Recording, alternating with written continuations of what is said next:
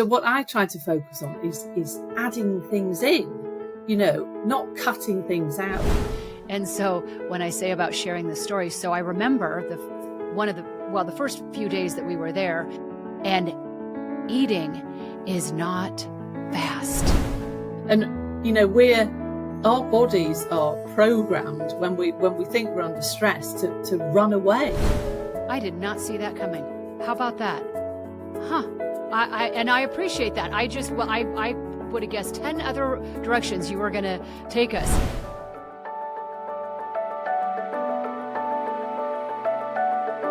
Hello, everybody, and welcome to this episode of the Game Changer Podcast. My name is Michelle Dutro, and today I am joined by Alison Bladh. It's kind of a little inside joke between us, but that is who is joining us today from clear on the other side of the world here. I thought London, but Sweden. She's everywhere. She's everywhere, divulging the good news and amazing news, and she's going to talk about her new book and all things related to women being amazing. I would say menopause, but I just want to say that she is going to help all of us gals over 40 live our best life. And I have prepared a lot of very specific questions because she has a whole lot of information, and I want to make sure that I get all of it out so that all of us, like I said, can be, what is the tagline here? Looking good and feeling great. So that said, let me give you a little bit of background. Alison transforms women over 40 from feeling exhausted and invisible to energized, confident, and unstoppable using realistic science-backed nutrition, beauty, and lifestyle strategies. And we're going to get to all of them. I cannot wait. She's the creator of the popular 21-day body reboot and reset program, which I love a good reboot program, designed to help busy midlife women reclaim energy, optimize metabolism, and sustain healthy habits without extreme diets or overwhelm. Two things that, ladies, we want to avoid. Grounded in evidence-based nutrition, mindset shifts, and real-life simplicity, Alison's work offers women clarity, sparkle, man, that's one of my favorite words, and empowerment in midlife and beyond. I feel like Alison is my soul sister. I'll tell you that much right now. That said, Miss Alison, what did I leave out that listeners need to know before we jump on in here and you start sharing all of your knowledge with us? No, well, thank you so much, Michelle. I don't think you left out anything. That was a great introduction. Thank you very much. Okay, well, fantastic then. So let's start back in the beginning. You grew up on a farm in southern England, and I know you learned cooking. Maybe she was a karate person. Probably you didn't learn kicking. Learned cooking from your mom. How did that knowledge translate from early childhood and the things that you learned to what you're currently doing now? Yeah, I was very lucky to, my upbringing out in nature on a farm, surrounded by animals. And my mother was a chef, and she also grew, her own vegetables. And we had lots of fruit trees, apple trees and everything. And I think what it really taught me from a very young age was, food is so much more than just fuel for the body. It's about connection. It's so important, isn't it, to eat together. We always sat down at a table and had family meals together. I would prepare the food with my mother from a very young age. That's really where my passion for cooking came in. But it's not just nourishment, it's connection and it's care. And especially when you've grown something, from scratch, from a seed, and all of a sudden, you've got cucumbers or tomatoes or whatever. It's quite humbling in a way. And I was lucky enough to be in the kitchen with my mother from a very young age. And what we now call organic produce was, what we were eating. But it wasn't organic, something that we've produced ourselves, isn't it? Because we've sprayed and destroyed the foods that we were eating. But it's really enabled me to embrace food and have a passion for food in a different way, growing up in that environment, in nature. So here's something interesting that you said that I haven't thought about for a very long time. My daughter studied abroad in Spain, and I remember going over to visit her. And this is my own admission as an American and how bad this is. I am using me as the example. And it speaks to what you just said about connection. And it's not just about fuel to have energy to go do the next thing. It's a whole different experience when you look at it that way, of connecting with others and how the meal is prepared. But it really is slowing down and enjoying the meal and where it came from. And so when I say about sharing this story, so I remember the first few days that we were there, and eating is not fast. Let me tell you, the time in between things that they're bringing you. And the thing that was most astounding was they'll never bring a bill, the check, until you ask for it. I mean, and every meal seems like it took 3 hours. And the first few days, it was unnerving. And then I realized that Spain or Europe wasn't the problem. I was. And in, America, it's the expectation that you have 60 to 90 minutes at a table. You got to get up and go because they need the next table for the next group to come in, and the next table for the next group. And if you're there for longer than 90 minutes, let me tell you, you're going to start to get the evil eye from folks that you've been sitting there for too long. And as soon as they drop off the last, whatever your meal is, or dessert, or if you say you don't want dessert, that check is there immediately. And then they say, well, it's no, you don't have to hurry, but, hurry and get out. And so it's just a whole different mindset. And it was great because by the time I got back, I remember the first time going out to eat, it was such a stark difference that there's no time to connect when all you're doing is rushing to the next course, to the next thing, to get the check, to get out, and everything is very hurried. And I know that you certainly have the background and education to know how detrimental it is to rush through food. As soon as you're done eating, jump up and rush to that next task. So talk about, for a moment, we already touched on the connection and healthy eating, but hurrying and what that does to cortisol and what that does to being in our sympathetic fight or flight, always being in a rush, to our digestive process, and how harmful that is. Yeah, that's a great thing to bring up, because I think a lot of people don't necessarily realize how detrimental it is to be stressed. And sometimes, exactly as you were describing, Michelle, we're like, oh, I'm really busy. I'm just going to sit down. I've got to eat. I'll eat something kind of on the go, or while you're doing something, you look at your computer, you're working. What happens is, when you're in that stressed state, your body releases cortisol, which is the stress hormone. And, our bodies are programmed when we think we're under stress to run away. That's how we survived, many, many years ago. But that obviously isn't the case now. We're not running away from anything. We've just got the chronic stress around us in society. But cortisol basically shuts down your digestive system, because what your body will do is it will think, okay, what do I need to run away? Your muscles need energy. You need to be able to run. You don't need digestion. So it slows down the digestive system, amongst other things. And obviously, if you're eating, you're very rushed, you're probably not chewing like you should do, because chewing food helps you digest it. If you're not chewing properly, that is going to be another issue on your digestion. So, you're stressing your body out. It can't digest the food that you're eating because it thinks that you need to run away from something. That is one of the things. And also, cortisol thinks you need to run away. It raises your blood sugar because it presumes that you need energy to run away.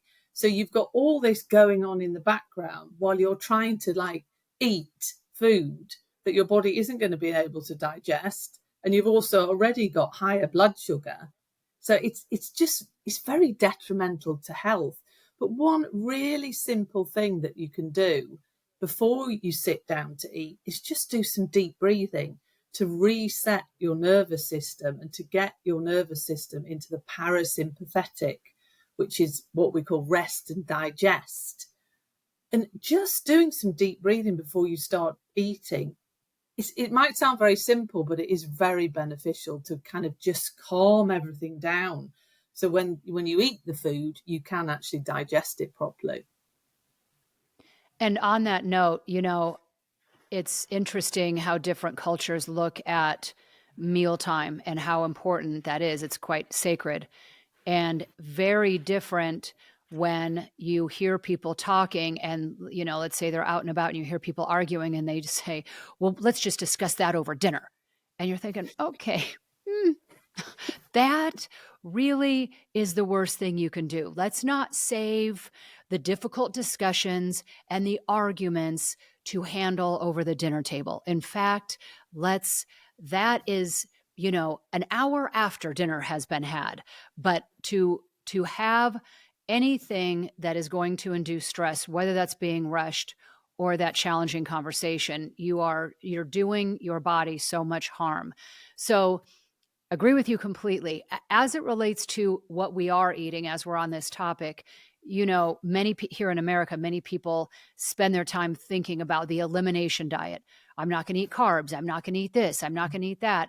And I know you speak to, let's focus on things that you should add that would be beneficial, because what to be added, what I should be including in my diet is not a very common thing that we hear about. All we hear about is, here's the 97 things you better not touch, or you're going to instantly gain, 10 pounds.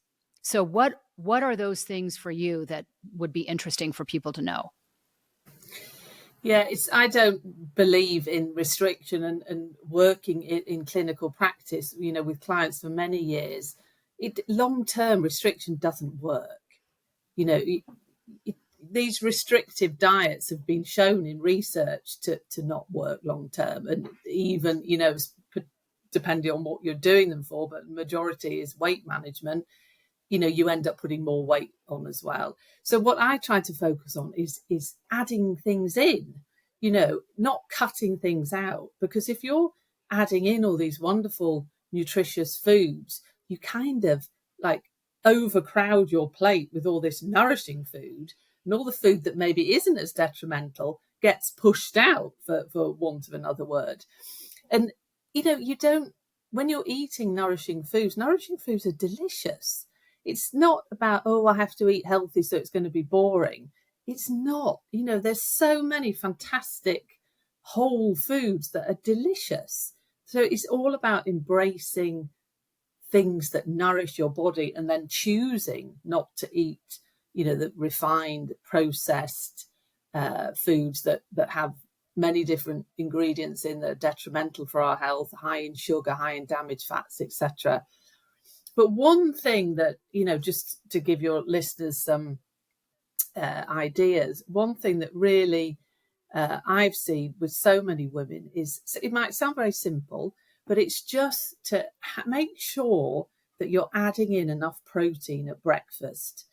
This is a really key thing, particularly for women as we age in midlife and menopause, because we need protein. We need it for muscles. We have a decline in our muscle mass. We need it for bone health. We need it for skin, hair, everything. It's the building blocks of the body. And we don't tend to eat enough protein, and particularly at breakfast. If you're somebody that has, cereals with milk, I mean, it's like a dessert, really. I mean, some of the cereals that you buy in the grocery store it's just so sugar intense. Thinking of breakfast where protein, if you eat meat, getting protein from meat or fish. Salmon is a wonderful source, quite nice at breakfast with eggs. Eggs is a great source of protein. If you don't eat animal products, you can things like nuts and seeds, soya, tofu, scrambled eggs. If you, depending on your a vegetarian, some people still eat eggs. So it's really finding those key breakfasts that are going to make you feel full, and you're not going to get on this blood sugar roller coaster in the morning. Very quick, easy thing to do, but will give you a huge benefit. So when I say a portion of protein, it's roughly about the size of your palm. That is what you should be thinking about with breakfast. nourishing foods, adding nourishing foods in to push out all the foods that aren't going to nourish us as much. So on that note of things that people are doing that don't work, and I agree with you wholeheartedly when somebody says, oh, I'm trying whatever, the popcorn diet, or I'm trying the pineapple diet, is, my first question always is, are you doing that for the rest of your life? Because if you're not willing to do that for the rest of your life, why would you do that for 30 days or 90 days or whatever days? Because as soon as you stop and you go back to whatever you were doing, that situation, whether it's a weight issue or pre-diabetes or diabetic because of blood sugar, those things are going to come right back. So to your point, we need a lifestyle change that is something we're going to do as a way of life and something that we don't resent, because then we're back to the stress thing. If you're looking at food that you don't like, that you resent, that, makes you feel bad or it disgusts you, then you've defeated the whole purpose again. Then we're back to the cortisol game. So since we're on kind of myth busting, this is an interesting little question here. Menopause myths busted. You recently blogged about that. What myth do you wish midlife women and professionals would stop believing entirely? That weight gain is inevitable in menopause. It has to be that one, because I hear that all the time. All women are going to have belly fat.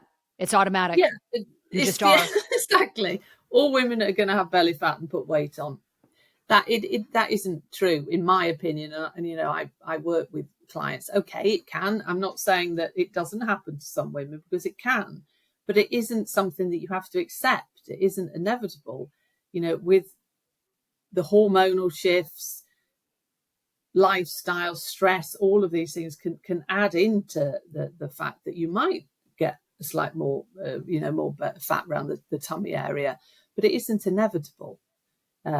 It's just looking at your lifestyle, looking at what you're eating, looking at your stress levels, looking at your hormone levels, and finding what works for you. That's where, we're all very individual. Unfortunately, there isn't just one size that fits all. What might work for one lady won't work for the other.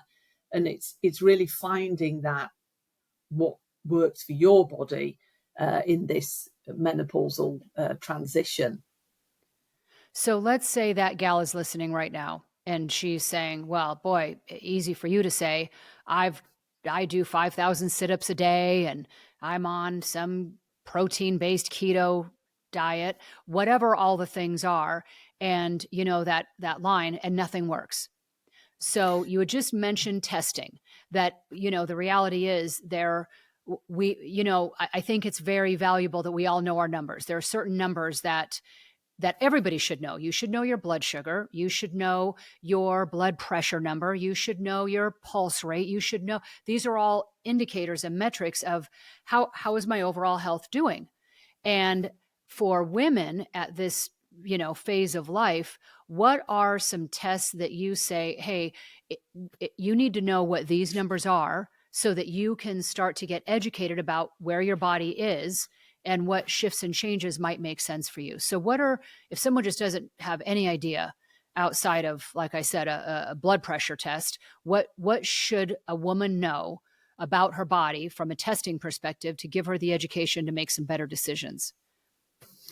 Yeah, I mean, if we're looking at particularly weight management, it's so multifactorial why this happens. And like I say, everyone's individual. But one thing that does become or increases as we age is hypothyroidism. And hypothyroidism, thyroid gland sits at the base of the neck. And hypothyroidism means that it's not producing the hormones in the way that it should. And if you think of the thyroid gland, it's like the engine of the body. It really is a huge force in our metabolism. So if that isn't working the way that it should, you can gain weight. And it's kind of, you gain weight for no reason. Like you say, you've got the lady going to the gym, eating perfectly, and she's still gaining weight. So if that is you, I would suggest that you have what we call a thyroid panel test done, where the doctor will look at the levels of your thyroid hormones and can see, you know, if there is any issue there. That's definitely something I would recommend. And then, you know, you've got hormone testing, you know, testing your estrogen, your progesterone. This is a tricky one because, you know, if say you're nearly 50 and you're getting hot flashes, you know, you've got brain fog, you get irritated really quickly, you find maybe you've put a little bit of weight on, we almost know that you're in menopause. You know, you're going through that transition. So I do absolutely do testing with clients, but I have to justify it, you know, because they're very expensive, some of the functional testing. What information am I going to gain from doing a hormone test in a lady that's 50 that is having the classic symptoms of menopause? Right. So in that case, I wouldn't necessarily do testing. However, you know, a younger client, maybe someone that's 43, 44, you know, maybe coming into perimenopause, which is the first stage, and they're just feeling terrible and, you know, maybe starting off with a few of the symptoms. That can actually be quite beneficial. There's a test called the Dutch test, which is a hormone test, and it isn't just hormones. It shows a lot of different things. Can be quite beneficial to really see what's going on, because a lot of ladies in perimenopause can be estrogen dominant. Perimenopause is kind of like this mad roller coaster ride, and estrogen can be quite dominant, progesterone can be lower, and it's all over the place every month. So that can be beneficial to really understand what is going on, so you can, you know, give advice according to what the client needs. Other tests that I recommend as a nutritional therapist, stool testing is, I know people don't like talking about poo, but stool testing, honestly, the information that you can get, every time a client does a stool test, I get quite excited because you just get so much information back on the microbiome, you know, all the different gases that are produced, if there's parasites, how the actual integrity of the gut barrier is, you know, leaky gut, etc. And again, you know, during menopause, as we age as women, it has an effect on our digestive health, on our metabolic health.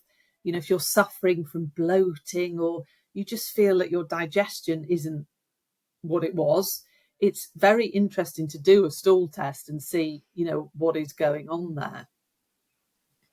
And, you know, I agree completely here, because I think as women, you know, especially if you're a mom, you know, you are way down on the totem pole of importance in your mind. And so women have a tendency to I'm just going to push through it.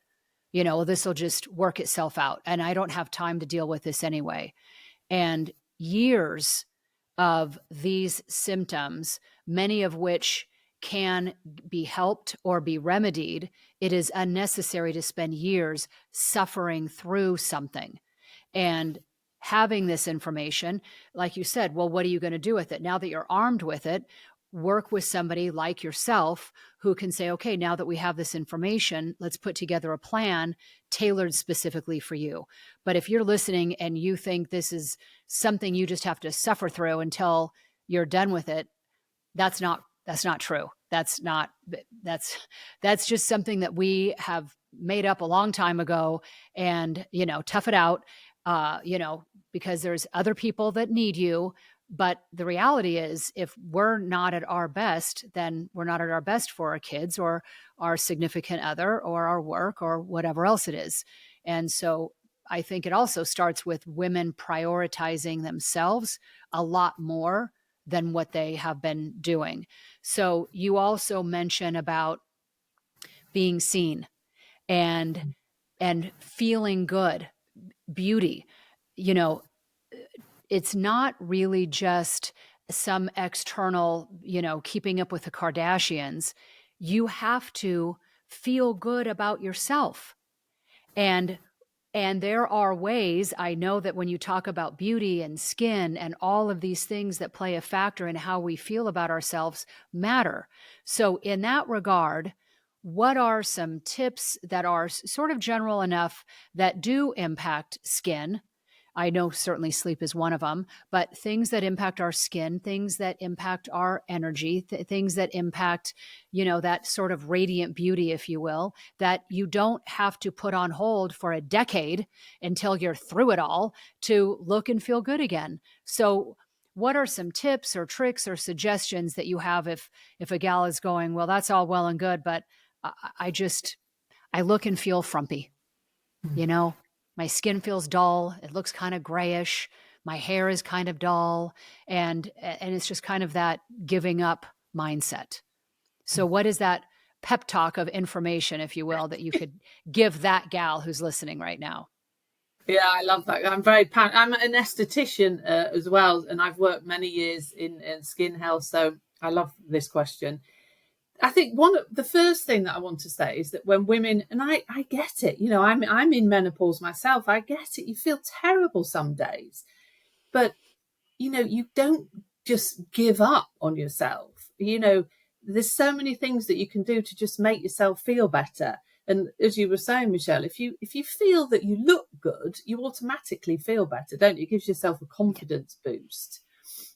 Some of the things, particularly with skin, I mean, you could do a whole podcast on skin health and menopause, but there is a lot of things that happen in the skin due to the decline in estrogen and progesterone. Many things, dryness, pigmentation. You can actually, some poor women get acne due to the imbalance in hormones, and testosterone can become higher. Some of the things that you can do for your skin, one very, very simple, straightforward thing is make sure you drink enough water. Now, that might sound very basic, but your skin thrives off being hydrated. If you're not hydrated, you see it in the skin. So making sure you're drinking about 8 glasses of water a day. And real beauty and feeling good in yourself, it comes from within, doesn't it? So it is actually, the nutrition piece is a big piece in skin health. So you're making sure that you're getting enough healthy fats. Fats, certainly when I was growing up, was a swear word. Like, nobody ate fat. Everything was completely fat free, which now, through research, we've realized that was actually totally wrong, and we need fats, but it's the sort of fats, the omega-3 fatty acids, fantastic for, well, not just for skin health, but they'd really help the skin. Things like olive oil, avocados, nuts and seeds, good old-fashioned butter. All of those things are what we call healthy fats, and they can really help the skin. They keep the skin hydrated. They keep that, the oils in the skin. So it is very good in prevention of fine lines and wrinkles. One thing that I want to say to every lady out there is that you need to use an SPF, a sunscreen. Now, the sooner you start using a sunscreen on your face, the better, because it really does help to protect your skin. And I'm not, sun is good in moderation. That's maybe another conversation with vitamin D production and all of that piece. But, we need to protect our skin on the face, because we don't want pigmentation. We don't necessarily, the aging process is going to happen whether we like it or not, but we can try to look as good as we can for our age. And it helps to stop the damage that the sun does on your skin, and helps in the prevention of fine lines and wrinkles and pigmentation. And, obviously, the sun is dangerous to the skin as well if you have it in too much without sunscreen. So at least a good sunscreen. Hydration, using fantastic ingredients like hyaluronic acid, it's like it binds moisture. It's fantastic. It is actually created in your skin, but as we age and the lack of estrogen, our skin can't produce as much of it. So we find our skin becomes drier. So we want moisture on the skin. So all, lovely rich day creams with an SPF and hyaluronic acid, using eye creams. That's something that a lot of ladies don't necessarily use. We shouldn't be using our normal products around the eye area because it's very delicate. We need a specific product for that fine tissue around the eye area. Very important to use an eye cream. And another area that I've actually been writing about quite a bit recently, and I do talk about it a lot in my book, is the neck. We tend to forget the neck area, and this really can become quite brown marks on and fine lines. And another thing that is being seen actually is something called tech neck. Because we're all looking down at screens and our devices, that we're finding that our necks are getting wrinklier because of, looking down all the time. Yeah, it's never ending really, is it? But I think when you look at skincare, as we age as women, you don't have to have a really complex routine, but look at products that suit your skin. And you really should go to an esthetician and a professional person that understands the skin, because it's a minefield out there, isn't it, of products. And do you really know what skin type you've got? You really need to make sure that you're buying products that are suited to your skin. I would suggest starting with a cream cleanser, a toner, which regulates the pH of the skin, and then, a good day cream and an eye cream. If you're not used to using skin products, you don't want to be overloaded with like 10 different products to use. And it's all about consistency, isn't it? Like everything, that you need to be using them every day to see results. Yep. Yeah, hair as well. Hair can become very dry. You can find that your hair thins. Again, this is due to the hormonal changes. Talk to your hairdresser. Get some hairdressers are actually very good, very knowledgeable about how to look after the hair as we age. But things like, I love hair oils, to put on the ends of your hair, and treating yourself to like a hair mask, maybe once a week. You can just put that on when you're at home and just go around the house. Again, it's moisture. It's really about trying to keep things as moist as possible. And, I want to piggyback on to what you said about seeing an esthetician and how important what you're putting on your skin is, because what you put on your skin is going right into your body. So it is imperative that you are looking for not only things that are going to be helpful, but avoiding the things that are harmful. And so many things have toxic chemicals in them. Environmental Working Group, EWG.org. I'm going to give a shout out to them. They test everything under the sun, from sunscreens to face creams to lip balms to whatever, and it rates everything on a scale of basically how toxic things are. Because the last thing you want to do is, you look at amounts of lead, chromium, arsenic, to put those on your skin, you may as well, now you're just drinking poison. So it may seem overwhelming, but it all does matter, and it all has a compounding effect, as we're saying. So these things, if you feel like you could use a bit of brightening, everything that was just shared by Alison are phenomenal points, and hydration is a big one. I know I fight with it. I mean, I never drink enough water. It's great that I have a water bottle around, but then by the end of the day, when it's still full, I'm thinking, all I really did was work out by carrying a 16 ounces around with me all day. So very important. And it's something that we all just need to continually strive toward. And I appreciate that. Your book, please give us the name of the book that you have out. Very valuable information, and where we can find more information to connect with you as well. If people want to learn more, follow your writings and your postings and where you are on social media, give us all that. And then just know that if you're driving or out for a jog, all of what Alison tells us will be put into show notes as well. So you'll be able to go home and click on everything that she says. But Alison, where can we learn more about your fantastic work? Oh, thank you, Michelle. My book, yes, I'm very excited about a book. It came out on the 4th of August. It's very pink. You can't miss it, really. It's called Have a Magnificent Menopause, a straightforward guide to looking good and feeling great. And this is really the 35 years of me working women's health all in one book. And it's very hands-on. I've had so much response from women saying, oh, thank you. You've literally just told me what to do. Because a lot of women, when I was researching for the book, they said, you know what, just cut all the nonsense. Just tell me what to do to feel better. And that really is what this book is. You can find me on more details about the book and the link to buy the book on my website, which is alisonbladh.com. And then I'm on virtually all social media.